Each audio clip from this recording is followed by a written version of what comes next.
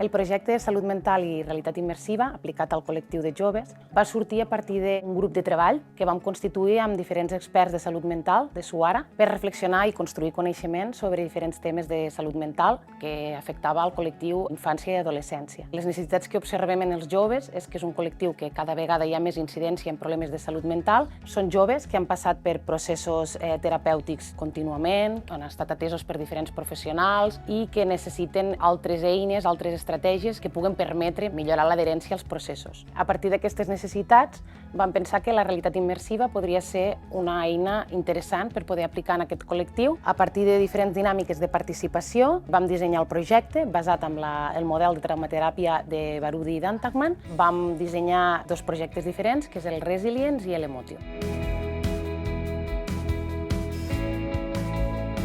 Primer de tot, el que vam fer és reunir grups per poder validar aquesta capacitat d'autoregulació emocional i llavors vam desenvolupar un mètode que volia, a través de l'atenció individual, poder acompanyar els joves, sobretot a poder regular-se emocionalment. El jove aleshores veu com és més fàcil obrir-se emocionalment, tindrà una obertura emocional i posteriorment el vincle es desenvolupa molt més ràpid.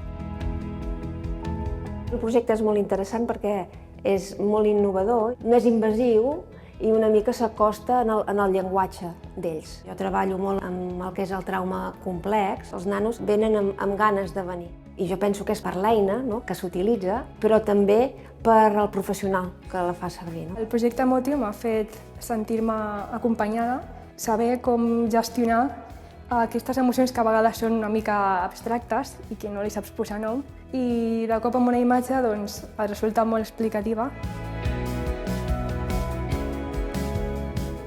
Els resultats del projecte Resilience han tingut un impacte positiu, en primer lloc perquè han suposat una millora de la xarxa social i les habilitats socials dels joves, així com de la seva autonomia personal, i després perquè també han suposat una reducció de les urgències psiquiàtriques. Els beneficis de l'eina són que, més enllà de la feina i el vincle del propi terapeuta, és que el llenguatge audiovisual fa que els joves puguen connectar en les seues emocions i, a banda d'això, ho fan en un entorn controlat, segur i que és personalitzable a cada cas. Suara Cooperativa fa camí per garantir la sostenibilitat dels programes de realitat immersiva, així com l'expansió del projecte. Amb la participació activa dels joves, estem creant contingut audiovisual propi adaptat als seus interessos i amb l'ajuda d'eines d'intel·ligència artificial. Això permetrà tenir un contingut molt més concret que es pugui adaptar a les necessitats de cadascú i tingui un ús terapèutic més específic.